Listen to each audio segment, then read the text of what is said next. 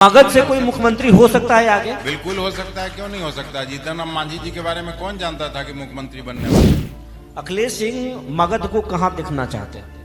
मगध को सबसे ऊपर देखना चाहते हैं। अशोक चौधरी कांग्रेस को छोड़कर जा रहे थे जेडीयू में, उस समय अखिलेश सिंह के पास भी ऑप्शन था कांग्रेस को छोड़ने का, लेकिन आपका एक बयान आया था कि हम सदाकत आश्रम में झाड़ू लगा लेंगे लेकिन कांग्रेस नहीं छोड़ेंगे। क्या वजह था, क्या खास था चीज? अभी भी आपके पहले इस प्रश्न के उत्तर से पहले मैं बोला कि मैं पार्टी और लीडर को माँ बाप के जैसा समझता हूँ और कांग्रेस का एक कार्यकर्ता होने के नाते इसमें मेरा असीम विश्वास है और उसी विश्वास से मैं सामाजिक जीवन में काम करता हूँ। अखिलेश सिंह को पार्टी के अध्यक्ष पद से किनारा लगाया जाता है, सत्येंद्र छोटे साहब के परिवार को गुमनामी में धकेला जाता है। ये क्या है?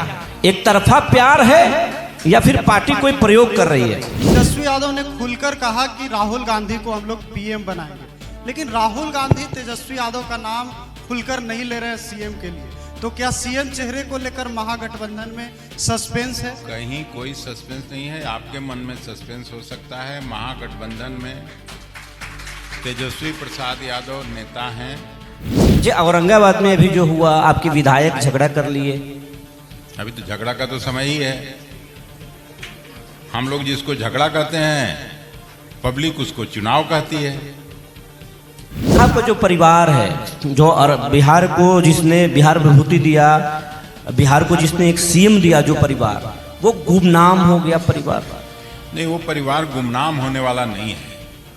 पप्पू यादव का कांग्रेस के प्रति एक तरफा प्यार है या कांग्रेस भी पप्पू यादव को चाहती है? कांग्रेस, अभी आपको मैं बताया, एसोसिएट मेंबर हैं, वो कांग्रेस पार्टी को समर्थन देते हैं हाउस के अंदर। आरजेडी के सीटों पर कांग्रेस लड़ सकती है, कांग्रेस के सीटों पर आरजेडी लड़ सकती है, ऐसा कुछ होगा? थोड़ा बहुत परिवर्तन हो सकता है, होता है। अखिलेश बाबू कैसे हैं आप? नहीं, बहुत बढ़िया। माइक। अखिलेश बाबू, आप मगध, आज ये जो कॉन्क्लेव है उसका थीम है मगध की बात, और आप मगध के लाल हैं। मगध के विकास में आपका अतुलनीय योगदान रहा है। लोग आपसे जानना चाहते हैं कि आप सत्ता में भी रहे हैं, यहाँ पर सत्ता में भी रहे हैं, आपने अरवल को आपने ही जिला बनवाया है। जिस समय आप बनवाए होंगे उस समय स्टूडेंट होंगे। लोगों के लिए क्या कहना चाहेंगे? मगध के लोग आपको सुन रहे हैं, बिहार के लोग सुन रहे हैं, क्या कहना चाहेंगे? मगध के लिए क्या कहना चाहेंगे आप? देखिए, मगध ज्ञान और मोक्ष की धरती के रूप में जाना जाता है। मैं इसी धरती पर पैदा हुआ, मुझे गर्व है इस बात का। और जब मैं पैदा हुआ था तो उस समय हम लोगों का गया ही जिला था, फिर बाद में नवादा का जिला के रूप में पहचान बनी। शत्रुघ्न बाबू जिला बनवाए थे, फिर सत्येंद्र बाबू के प्रयास से औरंगाबाद जिला बना, फिर रामाश्रय बाबू, रामजतन सिन्हा जी, जगदीश शर्मा जी जहानाबाद जिला बनवाए। और ये सही बात है कि 25 साल पहले जब मैं बिहार की विधानसभा में आया था, उस समय स्वास्थ्य महकमे का मैं मंत्री था और कई नरसंहार, पहले जहाँ से मैं बात शुरू किया था कि ज्ञान और मोक्ष की धरती, लेकिन संयोग और दुर्योग से यहाँ नक्सलवाद, जातिवाद का एक कुप्रयास से हम लोगों का सिर नीचा होने लगा। और उसमें अरवल में भी हत्याओं का कई दौर, कई गांवों में हत्याएं हुई। और जब मैं बिहार विधानसभा में आया तो माननीय मुख्यमंत्री जी से मिलके अरवल को जिला बनाने का काम किया। और जिला बनने के बाद ये कह सकते हैं कि वहाँ फिर कोई नरसंहार नहीं हुआ। उसके बाद वहाँ शांति स्थापित हुई। आपको अरवल को जिला बनाने का किसी ने सुझाव दिया था या आपके मन मस्तिष्क में आया कि इसको जिला बनना चाहिए? क्या कहानी है, आखिर क्यों आपने अरवल को जिला बनवाया? मैं पूरी बात ऐसे तो बोल चुका, लेकिन फिर आपको बताता हूँ कि जब मैं एमएलए बना था शॉर्ट में जानना चाहते हैं, सरल में जानना चाहते हैं। तो सरल ही, हम फिजिक्स के विद्यार्थी रहे हैं, हम बात बनाने का कोई स्कोप नहीं है। लेकिन जो सही बात है वो ये है कि 700 एकड़ जमीन पर लाल झंडा गड़ा हुआ था। और जब मैं उन गांवों में जाता था घूमने, लोगों से मिलने, तो ये मेरे मन मस्तिष्क को ये बात टच करता था कि बताइए, एक तो छोटे छोटे काश्तकार हैं और इनको जमींदार बना के नक्सलवाद के नाम पर, जातिवाद के नाम पर खेती बाड़ी नहीं होने दिया जा रहा है। तो इस समस्या का समाधान निकलना चाहिए। और जिला बनने के बाद आज एक कट्ठा भी जमीन नहीं है अरवल में जहां खेती नहीं हो रही है, और चाहे वो मजदूर वर्ग के लोग हों या किसान वर्ग के लोग, सभी लोग शांति से रह रहे हैं, जी रहे हैं, खा रहे हैं। आज तो लाल झंडा आपके साथ है, गठजोड़ में है। आज तो लाल झंडा आपके साथ है, गठजोड़ में है। नहीं, गठजोड़ में होने का, उस समय तो वो लोग चुनाव ही नहीं लड़ते थे। मैं खुद पहली बार जब मैं चुनाव लड़ा था तो उनके खिलाफ लड़ा था, उनसे जीत करके मैं बिहार विधानसभा में आया था। और ये वही लोग थे जब मेरे जीतने के बाद भी 3 महीने तक वहाँ धरना देते थे। लेकिन अब उन लोगों का भी मन मस्तिष्क बदला, वो लोग भी अब बदलाव के इस दौर में भारत के संविधान, भारत के अस्मिता, भारत के जमहूरियत में विश्वास रखते हैं, तो उसमें बुराई क्या है। अखिलेश बाबू, बात करना चाहेंगे कि मगध जो है, मगध वो धरती है जहां जिसने 2 मुख्यमंत्री दिया, छोटे साहब और जीतन राम मांझी। मांझी जी भी बोल चुके हैं कि गलतफहमी से हमने मुख्यमंत्री बन गए। तीसरा मुख्यमंत्री मगध से मिलेगा, अखिलेश सिंह मुख्यमंत्री हो सकते हैं। अखिलेश सिंह मुख्यमंत्री हो सकते हैं, ये सब कोई प्रयास से होता नहीं है। मुख्यमंत्री हो, प्रधानमंत्री का पद हो, ये परिस्थिति से होता है, परिस्थिति बनेगी। मगध से कोई मुख्यमंत्री हो सकता है आगे? बिल्कुल हो सकता है, क्यों नहीं हो सकता। जीतन राम मांझी जी के बारे में कौन जानता था कि मुख्यमंत्री बनने वाले हैं। उनकी पार्टी इतनी बड़ी नहीं थी, लेकिन परिस्थिति बनी, मुख्यमंत्री बन गए। अखिलेश सिंह मगध को कहां देखना चाहते हैं? मगध को सबसे ऊपर देखना चाहते हैं। आज अभी गया जी की बात आपको उपेंद्र कुशवाहा जी से हो रही थी, मांझी जी ने जिसका जिक्र किया। लेकिन जो सबसे बड़ा जगह है पूरे देश में जहां लोग आके अपने पुरखों को, पितरों को पानी देने का काम करते हैं, वहाँ इतना बड़ा मेला, मैं भी अभी आपके यहाँ आने के क्रम में ट्रैफिक जाम था, पूरे देश से लोग आते हैं। इसको कम से कम राष्ट्रीय मेला जरूर घोषित करना चाहिए।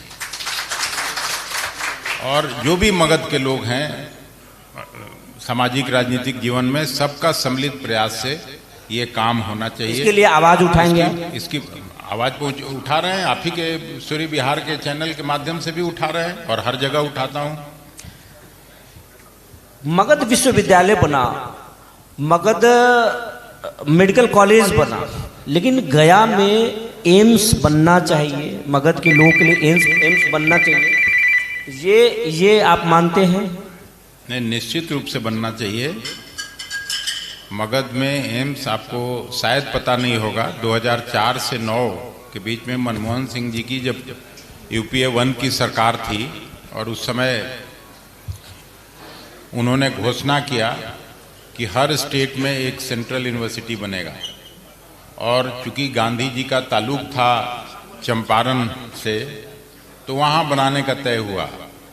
मैंने प्रयास किया कि नहीं, यहाँ पे 2 बनना चाहिए, एक गया में बनाइए और एक वहाँ बनाइए। ऐसा 2 ही स्टेट है, एक जम्मू कश्मीर और दूसरा बिहार, जहाँ 2 सेंट्रल यूनिवर्सिटी बने।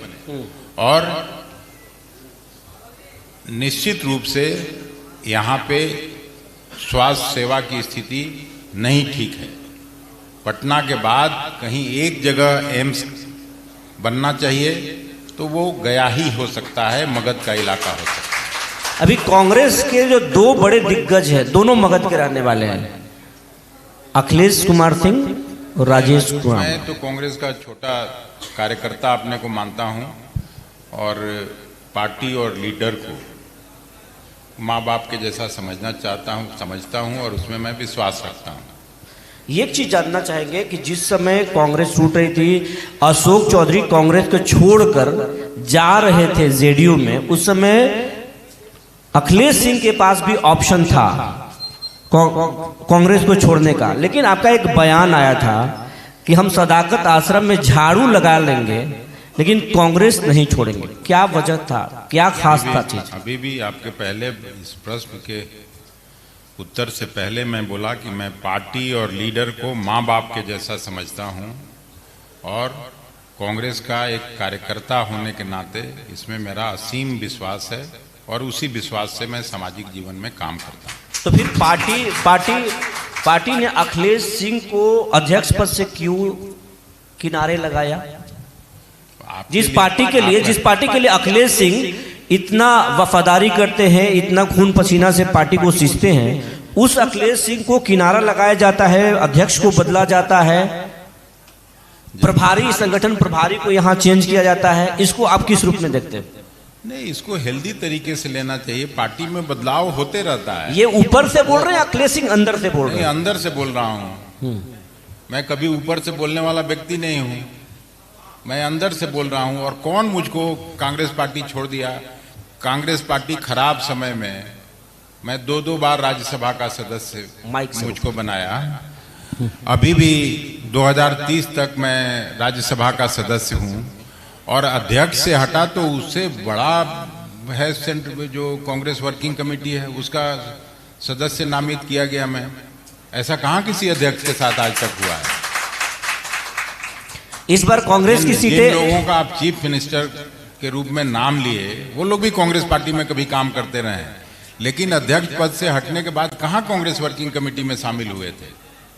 मैं शायद पहला अध्यक्ष हूं कि अध्यक्ष से हटने के बाद कांग्रेस वर्किंग कमेटी का सदस्य बना दिया गया। इसलिए मुझको आप अगर ये कहेंगे कि मैं दुखी होऊंगा इस बात से, और कभी भी जो हमारा लीडरशिप है वो वहाँ भी बुला के मेरा सम्मान किया है, चाहे वो राहुल गांधी जी हों, चाहे खड़गे साहब हों, केसी वेणुगोपाल हों, बिहार के लोग सभी लोग गए थे, उसमें भी मेरा अभिनंदन हुआ कि अखिलेश जी ने जितना अच्छा काम किया उतना अच्छा कोई काम नहीं किया। और हम गर्व के साथ कह सकते हैं मेरे अध्यक्ष रहते हुए 2019 का चुनाव में भी 9 सीट पर कांग्रेस पार्टी लड़ी थी, 2024 में भी 9 सीट पर हम लोग लड़े, और जो 2019 में वोट आया था 30 लाख, वो उसको हम बढ़ा के 40,82,000 पर ले गए। और ये कहने में कोई गुरेज नहीं है कि न केवल 2.4% वोट बढ़ा मेरे समय में, बल्कि सीटों की संख्या भी 1 से 3, और अगर पूर्णिया की सीट आप मानेंगे तो 4 हो गई। आपके ही बातों में एक सवाल छिपा हुआ है, जो वो कर लीजिए, उसका खुलासा कर लीजिए। पप्पू यादव कांग्रेस के नेता हैं, निर्दलीय सांसद हैं, क्या हैं पप्पू यादव? एसोसिएट मेंबर हैं, कांग्रेस पार्टी को सपोर्ट करते हैं। सर एक सवाल हम भी ले लेते हैं सर। जो वोटर अधिकार यात्रा हुई सर, उसमें तेजस्वी यादव ने खुलकर कहा कि राहुल गांधी को हम लोग पीएम बनाएंगे, लेकिन राहुल गांधी तेजस्वी यादव का नाम खुलकर नहीं ले रहे हैं सीएम के लिए। तो क्या सीएम चेहरे को लेकर महागठबंधन में सस्पेंस है? कहीं कोई सस्पेंस नहीं है, आपके मन में सस्पेंस हो सकता है। महागठबंधन में तेजस्वी प्रसाद यादव नेता हैं, कोऑर्डिनेशन कमेटी के चेयरमैन हैं, प्रतिपक्ष के नेता हैं, और 2020 के चुनाव में भी महागठबंधन के सीएम के चेहरा वही थे, आगे भी वही है। कितने सीट पर इस बार लड़ेंगे सर आप लोग? कितना सीट चाहिए कांग्रेस को? तो ये यहाँ बताने की जगह है। मतलब सर जद्दोजहद तो चलती रहेगी। इस मन से आप बताएंगे, इस मन से बताएंगे तो लोग देखेंगे। नहीं, लोगों को भी ये मंच हिट हो जाएगा कि अखिलेश बाबू? लोगों आपको हिट करने के लिए हम यहाँ थोड़े आए हैं, और महागठबंधन का नुकसान हो ऐसा तो इस पर्पज से तो मैं यहाँ नहीं आया हूँ। ये निश्चित समय पर इसका खुलासा होता है, बातचीत चल रही है। और इतना मैं जरूर आपको कह सकता हूँ सूर्य विहार चैनल के माध्यम से और सब लोगों को, कि इस बार महागठबंधन में सीटों को बंटवारे को लेकर कोई कठिनाई नहीं है। राष्ट्रीय जनता दल का भी नेतृत्व का अब अपना ये बड़ा करके वो लोग भी बात कर रहे हैं। उनका भी कोई ये नहीं है कि हम पिछला बार 140 लड़े थे तो 140 ही लड़ेंगे। हम लोगों का भी नहीं है कि हम लोग 70 लड़े थे तो 70 ही लड़ेंगे। वाम दलों का भी कोई ऐसा नहीं है। इसलिए सीटों का बंटवारा अभी चुनाव का घोषणा भी नहीं हुआ है और केवल हम लोगों से क्यों ये सवाल किया जाता है। एनडीए के साथियों से पूछिए, वहां ज्यादा सिर फुटौल है। उन लोगों के यहाँ सीटों के बंटवारे को लेकर ज्यादा आपसी कलह अंतर कलह चल रहा है।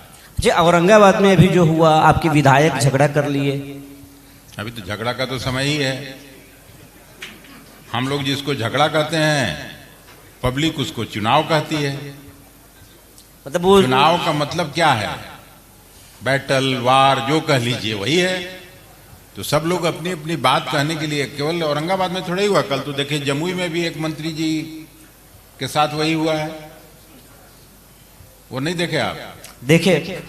अखिलेश बाबू उसको किस रूप में देख रहे हैं? नहीं, देखिए, जमहूरियत में सबको अपनी बात कहने का हक है और शायद इसीलिए आप ये जमावड़ा लगाए हैं कि सब लोग अपनी अपनी बात आके कहे। तो उसको कोई बुरे तरीके से मैं नहीं लेता हूँ। छोटे साहब का जो परिवार है, जो बिहार को जिसने बिहार विभूति दिया, बिहार को जिसने एक सीएम दिया, जो परिवार, वो गुमनाम हो गया परिवार। नहीं, वो परिवार गुमनाम होने वाला नहीं है। स्वर्गीय अनुग्रह बाबू ने जो काम किया बिहार के लिए, उसको कभी गुमनामी में जा ही नहीं सकते हैं। सत्येंद्र बाबू, आप केवल चीफ मिनिस्टर के रूप में नहीं, लेकिन पूरा उनका अगर ये देखिए, अभी आप ही ने कहा कि मगध यूनिवर्सिटी खुला, तो कौन खोला था? सत्येंद्र बाबू के वजह से ही मगध यूनिवर्सिटी गया में एक बड़ा यूनिवर्सिटी आया। तो उनको आप गुमनामी में नहीं भेज सकते हैं। आपकी पार्टी तो गुमनामी में भेज दिया ना। अखिलेश सिंह को कांग्रेस के अध्यक्ष पद से हटा दिया। तो इसका ये आप कह रहे कि नहीं, मेरा वफादारी है पार्टी के प्रति, सच्चा सिपाही है, लेकिन अखिलेश सिंह को पार्टी के अध्यक्ष पद से किनारा लगाया जाता है, सत्येंद्र छोटे साहब के परिवार को गुमनामी में धकेला जाता है। ये क्या है? एक तरफा प्यार है या फिर पार्टी कोई प्रयोग कर रही है? नहीं, मतलब नेहरू जी, सुभाष चंद्र बोस, सरदार पटेल, कोई भी जिनका भी आप नाम लेंगे, वो हमारे पुरखे थे और हम लोग पुरखों का हमेशा सम्मान करना जानते हैं। कांग्रेस पार्टी के वो विरासत हैं, उनको गुमनामी में नहीं भेजा जा सकता है। इस तरह का जो शब्द है वो उस परिवार के लिए हो ही नहीं सकता। अखिलेश साहब ये जानना चाहेंगे कि इस बार अंदर खाने ये बताइए कि कन्हैया इस बार उम्मीदवार होंगे या कन्हैया आपके सिर्फ प्रचारक हैं? नहीं, ये तो कन्हैया को तय करना है। कन्हैया कांग्रेस पार्टी के सम्मानित नेता हैं और जो छात्र विंग है कांग्रेस पार्टी का, NSY, उसका वो पूरे देश का काम देखते हैं। अभी दिल्ली यूनिवर्सिटी का चुनाव हुआ, उसमें 2-3 पदों पर NSY के छात्र जीत के आए, उसमें उनका अहम योगदान था। और बाकी विश्वविद्यालयों में भी, पटना विश्वविद्यालय में चुनाव हुआ, उसमें भी जीत के आया एक लड़का। तो ये सब काम देखते हैं। पिछला जो लोकसभा चुनाव हुआ दिल्ली में, वो चुनाव लड़े थे। यहाँ लड़ना चाहेंगे तो क्यों नहीं लड़ेंगे?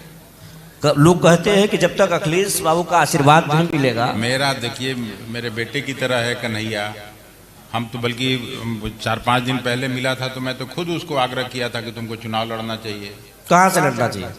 कहाँ से लड़ना चाहिए कन्हैया को? तो कन्हैया के लिए कोई कंस्टिट्यूंसी हो सकता है, उसको सब जगह से लड़ सकता है। जहाँ तय कर ले वहां से लड़ लेगा। आप ये नहीं मानते कि बिहार में जाति के छाती पे ही चुनाव होता है? कोई जाति के छाती पे नहीं होता। मैं तो कहाँ अरवल से विधानसभा में चुन के आया, मोतिहारी से लोकसभा में आया, मुजफ्फरपुर में मैं चुनाव लड़ा, महाराजगंज में इस बार मेरा बेटा चुनाव लड़ा, आरा जिला के तरारी में मैं चुनाव लड़ा था बिहार विधानसभा का। तो इसमें जाति पाति का क्या है? हम लोग अखिलेश सिंह तो बिहार में जो है, बिहार के सड़कों को देखे, सड़कों के धूल को देखे हैं। कन्हैया दिल्ली में रहे हैं, तो कन्हैया और अखिलेश सिंह में आप एक समानता मानते हैं? नहीं, मेरा उम्र ज्यादा है, हम लोग सब 60 पार कर गए। कन्हैया का उम्र अभी 40 से नीचे होगा। तो मतलब बिहार में कन्हैया की एंट्री हो सकता है? नहीं, कन्हैया की एंट्री है ही, कन्हैया का पैदाइश बिहार का है, कन्हैया को कौन रोक सकता है? सियासत में बोल रहे, सियासत का ही बात मैं कर रहा हूँ। कन्हैया तेज तरार युवा नेता है, उसकी एक्सेप्टेबिलिटी है। पप्पू यादव के बारे में क्या सोचते हैं? पप्पू यादव का कांग्रेस के प्रति एक तरफा प्यार है या कांग्रेस भी पप्पू यादव को चाहती है? कांग्रेस, अभी आपको मैं बताया, एसोसिएट मेंबर हैं वो, कांग्रेस पार्टी को समर्थन देते हैं हाउस के अंदर। तो फिर आपके मंच पर जगह नहीं दिया जाता? पप्पू यादव रोते हैं। अरे भाई, तो मंच पे सबको थोड़ी ही जगह दे दिया। उनका सीनियर लीडर अवधेश बाबू को आप नीचे बैठाए हुए हैं, तो इसका मतलब उनके लिए सम्मान नहीं है। उनका टाइम है, अलग आएगा, यहाँ पे बैठे है। अभी हमको बैठाए हुए थे नीचे जब उपेंद्र कुशवाहा जी को, तो मंच पर सबको एक साथ कैसे बैठा? पप्पू यादव को समय कब आएगा कांग्रेस में? अब धीरे धीरे आएगा। अभी एसोसिएट मेंबर हैं, जब मेंबर बनेंगे तो जगह ऑटोमेटिक मिल जाएगी। कब मिलेगा? आपको तो सब पता है। आपको मेरे वर्ड पर ध्यान देना चाहिए। एसोसिएट मेंबर और मेंबर दोनों में फर्क है। दोनों में फर्क है। हाँ। तो पहले मेंबर कब बनाएंगे आप? मेंबर कब बना रहे हैं उनको आप? अभी तो उनको मेंबर बनाने के बाद उनका मेंबरशिप चला जाएगा, तो ऐसा वो भी नहीं चाहेंगे। आप इस बात के टेक्निकल इश्यूज को समझिए ना। नीतीश कुमार पर क्या कहना चाहेंगे? नीतीश कुमार जी इतिहास हो चुके। अब नीतीश कुमार जी की तबीयत ठीक नहीं है। नीतीश कुमार जी अगर ठीक होते तो इस अवस्था में मुख्यमंत्री पद पर नहीं बने रह सकते थे। नीतीश जी को जो भी जानता है उसको अच्छी तरह से ये समझ लेना चाहिए कि पहले वाला नीतीश कुमार आज नहीं है। तो फिर सरकार कौन चला रहा है? सरकार कौन चला रहा है? सरकार बीजेपी और जो यहाँ के प्रशासन के लोग हैं वो लोग चला रहे हैं। आप तो जानते ही हैं, नाम बताइए। तो नाम आपके तो संबंध सबसे हैं और अच्छे संबंध हैं। अखिलेश सिंह का तो एक इशारा काफी होता है, लोग तो कहते यही। तो बता तो दिया, अब और कैसे सुनना चाहते हैं आप? बीजेपी के कौन से लोग सरकार चला रहे हैं? पूरी पार्टी चला रही है। बीजेपी तो चलता है दो आदमी से, प्रधानमंत्री और अमित शाह जी से। वो लोग जैसे चलाना चाहें वैसे चलाते हैं। अधिकारी में कौन चला रहा है? अधिकारी में कौन चला रहा है आपको भी मालूम है, दीपक जी हैं। अब कितना नाम बोल के क्या होना है उसमें? शासन प्रशासन के लोग चला रहे हैं। भगवान भरोसे बिहार का लोग है। हर जगह हत्याओं का दौर है। 53,000 से ज्यादा हत्याएं हो चुकी नीतीश जी के पूरे शासनकाल में। सर, अकेले पटना शहर में 126 से ज्यादा हत्याएं इसी साल हो चुका। गुंडा राज स्थापित हो गया। और लालू जी के राज को आप क्या कहते हैं? एनडीए वाले तो कहते हैं कि जंगल राज था। अच्छा, जो लालू जी का राज तो 20 साल पहले था। लालू जी के राज में जो बच्चा पैदा हुआ होगा वो आज वोटर हो गया। वो कहाँ लालू जी का राज देखा? इस बार वो वोट करेगा। वो तो गुंडा ही राज देख रहा है। आपको इस तरह का बात करने से पहले ऐसा अगर कोई जनता दल यू भाजपा का व्यक्ति सवाल करे तो बात समझ में आ सकती है। जंगल राज या कोई भी मंगल राज। लेकिन एक बात समझना चाहिए कि बिहार बद से बदतर स्थिति में पहुंच गया। वो मैं केवल ये नहीं कह रहा हूं, दिल्ली में जहां मैं रहता हूं उसके 100 गज पर नीति आयोग है, जो प्रायः हर 3 महीना में 6 महीना में राज्यों के का आकलन करती है, उनका डेवलपमेंट का आकलन करता है। तो पहले यहीं पे गुरारू में चीनी मिल हुआ करता था, वारसलीगंज में चीनी मिल हुआ करता था। आप उस समय नहीं पैदा हुए होइएगा, लेकिन उनके अवधेश बाबू से पूछिएगा तो उनको मालूम है। पहली पंचवर्षीय योजना, दूसरी पंचवर्षीय योजना तक मैं हर जगह ये बात कहता हूँ, क्योंकि उस विभाग को मैं भारत सरकार में जब मंत्री था तो मुझे काम करने का अवसर मिला था। तो उस समय बिहार नेशनल किटी में 27% चीनी कंट्रीब्यूट करता था, देने का काम करता था। आज डबल इंजन की सरकार में वो घट के 2% से नीचे चला गया है और प्रायः सभी चीनी मिलों के चिमनी से धुआं निकलना बंद हो गया। जिस नीति आयोग के रिपोर्ट की बात मैं कर रहा था, नीति आयोग का जो पिछला तिमाही का रिपोर्ट है उसमें जैसे 28 बड़े राज्य हैं इस देश में, आपको नॉर्थ ईस्ट के स्टेट्स का नहीं, या गोवा जैसे स्टेट का नहीं मैं बात कर रहा हूँ, लेकिन जो देश में 28 बड़े राज्य हैं उसमें इंडस्ट्रियलाइजेशन के मामले में बिहार 28 बड़े राज्यों में 28वें स्थान पर खिसक के चला गया। शिक्षा का कभी बड़ा केंद्र हुआ करता था नालंदा विश्वविद्यालय का, आप भी पढ़े होंगे, हम भी पढ़े होंगे, बिल्कुल, और पूरे दुनिया के छात्र वहाँ पढ़ने आते थे। वहीं इसी बिहार में शिक्षा के क्षेत्र में 28 बड़े राज्यों में हम 28वें स्थान पर पहुंच गए। आप अभी एम्स खुलवाने का बात करते थे, स्वास्थ्य सेवा में 28 बड़े राज्यों में हम 28वें स्थान पर चले गए। और अगर गिनवाया जाए तो 1-2 क्षेत्र छोड़ के बाकी सभी मानकों पर हम 28वें स्थान पर हैं। तो ये स्थिति हुई है जब प्रधानमंत्री नरेंद्र मोदी जी का 11 साल का शासन हो गया और 20 साल नीतीश जी का हुकूमत का बिहार में हो गया। तो क्या जंगल राज और किसकी बात हम लोग करेंगे? हम लोग का बच्चों का भविष्य तो अब अंधकार के गर्त में ढकेला जा रहा है। 1.5 करोड़ से ज्यादा नौजवान पलायन किए हैं यहाँ से, नौकरी खोजने के लिए, रोजगार खोजने के लिए। इतना बड़ा पलायन का कहीं संख्या नहीं है जो बिहार में हुआ। सर, आपने कहा कि नीतीश इतिहास हो चुके हैं, तो बिहार का वर्तमान कौन है सर, कांग्रेस या फिर तेजस्वी? जानना चाहते हैं सर लोग। आप जो सवाल पूछ रहे हैं उसका सीधा आंसर ये है, इस बार बिहार चौंकाने वाला परिणाम देने जा रहा है। राहुल जी की यात्रा में हम लोग लगातार 25 जिला भ्रमण करने का काम किए हैं और जिस तरह से उत्साहपूर्वक यहाँ के नौजवानों ने, यहाँ के महिलाओं ने, यहाँ के किसान भाइयों ने, मजदूर वर्ग के लोगों ने स्वागत और उनका यात्रा का समर्थन किया, उससे हम इस नतीजे पर हैं कि यहाँ निश्चित रूप से महागठबंधन के नेतृत्व में सरकार बनने जा रही है। वोट चोरी, आप मानते हैं कि वोट चोरी के प्रयास किए जा रहे हैं या ये सिर्फ कांग्रेस का एक जो है सिगुफा है? कांग्रेस ऐसा सिगुफा क्यों करेगी? आपको इस सवाल पर भी थोड़ा अपने अंतरात्मा की आवाज सुननी चाहिए। केवल 2 पार्टी है इस देश में जो वोट चोरी के मामले पर चुप है और स्पोक्स पर्सन बना हुआ है ईसीआई का, इलेक्शन कमीशन ऑफ इंडिया का। मैं भी हिस्सा था जब 11 दलों के लोग इलेक्शन कमिश्नर से मिलने गए थे, जब कोई प्रक्रिया शुरू नहीं हुई थी, और उस समय चीफ इलेक्शन कमिश्नर ने कहा कि नहीं 20% वोट तो कटेंगे। तो इसका मतलब साफ था कि भारतीय जनता पार्टी और जनता दल यू से मिलके लोग पहले से मन बना चुके थे कि वहाँ वोट की कटौती होगी। और जब ये प्रक्रिया शुरू हुई तो 65 लाख लोगों के वोट कट गए और कुछ वैसे लोगों के भी वोट कटे जिसको आपने टीवी पर सब जगह देखा होगा कि जो इलेक्शन कमीशन के अनुसार मृत हैं और वो राहुल गांधी जी के साथ जाके चाय पिए, आधा दर्जन से ज़्यादा व्यक्ति दिल्ली में जाकर। और ये इस तरह का लाखों डिस्क्रिपेंसीज हैं जो कांग्रेस पार्टी ने, राष्ट्रीय जनता दल ने और तमाम लेफ्ट पार्टीज ने दिया है। अच्छा, आप कांग्रेस में हैं, लेकिन कहा जाता है कि लालू के सबसे भरोसेमंद हैं अखिलेश सिंह। इनके बिना आशीर्वाद के महागठबंधन में किसी का बात नहीं बनेगा, टिकट फाइनल नहीं होगा। ये इसमें कितनी सच्चाई है? अभी आपके मंच से उपेंद्र कुशवाहा ने कहा कि मेरे सारे दोस्तों में सबसे अच्छे दोस्त हैं अखिलेश जी। तो लालू जी से अगर मेरा नजदीकी है तो ये इसको आप खराब मानते हैं कि अच्छा मानते हैं, ये आपको तय करना है। अगर उनके साथ मैं काम किया हूं और 25-30 साल बाद भी अगर मेरा अच्छा रिश्ता है तो मगध को इनाम मिलना चाहिए।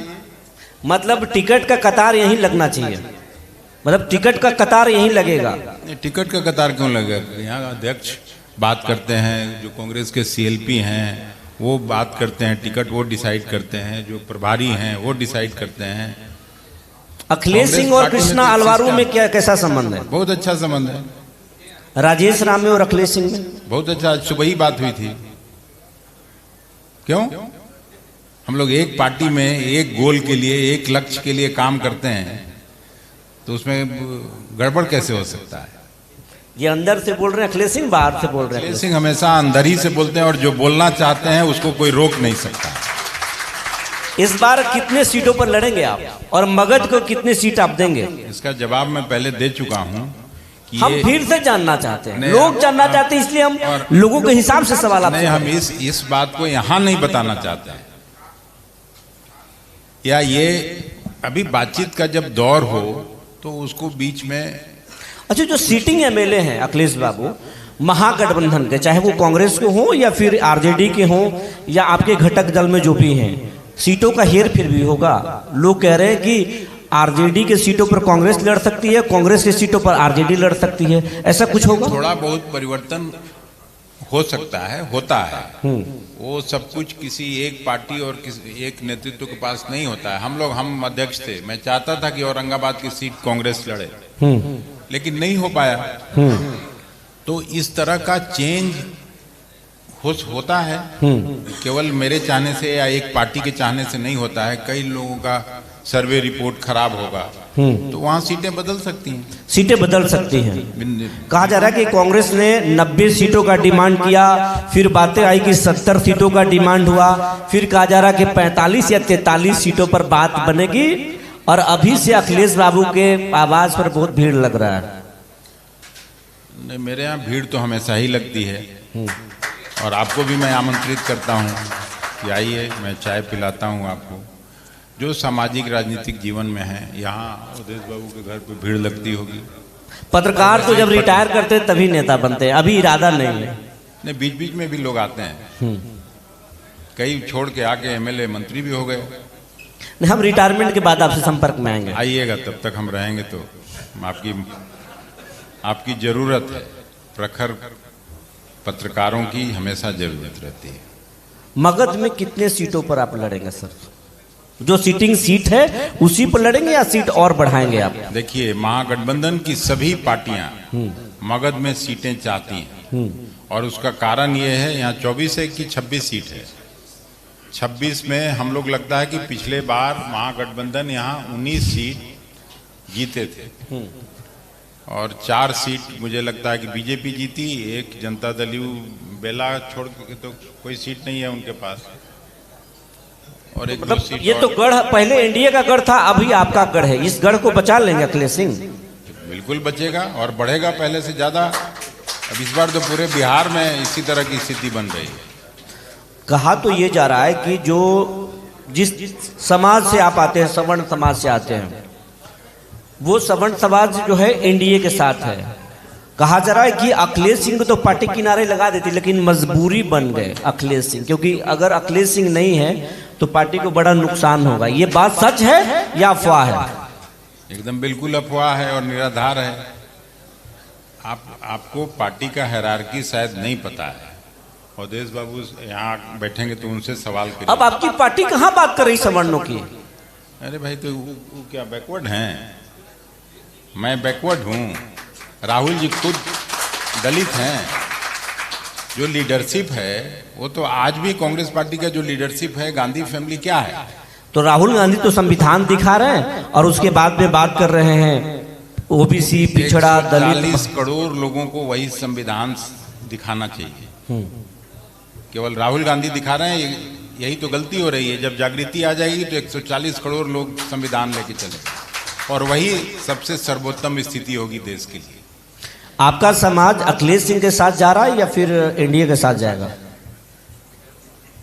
अभी तो चुनाव के बाद आप लोग बताइएगा, वही मानेंगे हम लोग। ऐसे हम तो मानते हैं कि मेरे ही साथ है। आपका पार्टी शायद इसीलिए तो नहीं रखा अखिलेश सिंह को मजबूत खूंटा की तरह, इसीलिए तो नहीं रखा मजबूरी में कि अखिलेश बाबू रहेंगे तो लेके आ जाएंगे, बाकी नहीं तो बड़ा मुश्किल हो जाएगा। कमजोर व्यक्ति को कोई पसंद करता है? कभी भी राजनीतिक व्यक्ति को, मेरा मानना है और इस बात को मैं अपने मित्रों के बीच भी कहता हूं कि देखो, कभी भी सहानुभूति का पात्र नहीं बनना चाहिए। पात्र बनो तो ईर्ष्या का पात्र बनो। ये सबके लिए मैं कह रहा हूं, आपके लिए भी कह रहा हूं। आकाश जी की भूमिका आगे राजनीति में क्या होगी? जो आपके बेटे हैं आकाश जी, उनकी भूमिका क्या होगी? तो वो अपनी भूमिका खुद तय करेंगे। मेरे पिताजी मेरी भूमिका तय किए थे। लालू जी तो तेजस्वी की भूमिका तय कर दिए। नहीं, लालू जी क्या, तेजस्वी खुद ही तेजस्वी हैं, उनमें तेज है और अपना लीडरशिप उन्होंने स्टैब्लिश किया। इस बात को कोई इनकार नहीं कर सकता। आकाश को आपका आशीर्वाद है या नहीं है? तो जिस तरीके से लालू जी का आशीर्वाद है उस मेरा तरीके से बेटा है तो आशीर्वाद तो रहेगा, एक पिता के का धर्म जो है वो रहेगा। आकाश इस बार लड़ेंगे चुनाव? अभी आकाश से मैं पूछ के बताऊंगा। आप प्रशांत किशोर को किस रूप में देखते हैं? प्रशांत किशोर अभी बाल्यकाल में है, शिशु अवस्था में है, तो उनके बारे में मैं क्या बोलूं। लेकिन सर बात वो बिहार बदलने की कर रहे हैं। हमको, आपको, यहाँ बैठे हुए सभी लोगों को बिहार बदलने की बात होनी चाहिए कि ताकि जो आगे नीति आयोग का रिपोर्ट आए उसमें विकसित राज्यों की श्रेणी में खड़ा दिखे, बिहार बीमारू स्टेट की श्रेणी में नहीं खड़ा हो। ये तो सबकी चाहत होनी चाहिए, हर बिहारी की, हर मगधवासी का। और अभी मांझी जी बोल रहे थे प्रशांत किशोर के बारे में कि वो व्यापारी है। आप किस, मांझी जी भी बोल रहे थे प्रशांत किशोर के बारे में कि वो एक व्यापारी है। आप बोल रहे हैं बाल अवस्था में है। प्रशांत किशोर की पार्टी को सीटें आएंगी या नहीं आएंगी, आपके नजर में क्या है? अभी तो 4 सीट लड़े थे, जो उपचुनाव हुआ था उसमें सीटें नहीं है। अगर ऑनेस्टली हमसे पूछना चाहते हैं और जानना चाहते हैं तो मैं यहाँ सबके सामने बोल रहा हूँ कि बिहार की जो राजनीतिक परिस्थिति है, और जब से लालू जी का अभ्युदय हुआ 1990 के बाद से, मैं सभी चुनाव परिणाम की अगर आप भी समीक्षा करेंगे तो उसका निष्कर्ष यही है कि एक तरफ महागठबंधन, दूसरे तरफ एनडीए, तीसरा कोना कोई बनता हुआ दिखता नहीं है। बनाने की कोशिश कई बार की गई लेकिन कोई कोण बनता नहीं है। अभी भी इस बार और पूरी स्पष्टता से ये लड़ाई एनडीए बनाम महागठबंधन है। बात करने के लिए सर बहुत बहुत धन्यवाद। आपको भी बहुत धन्यवाद।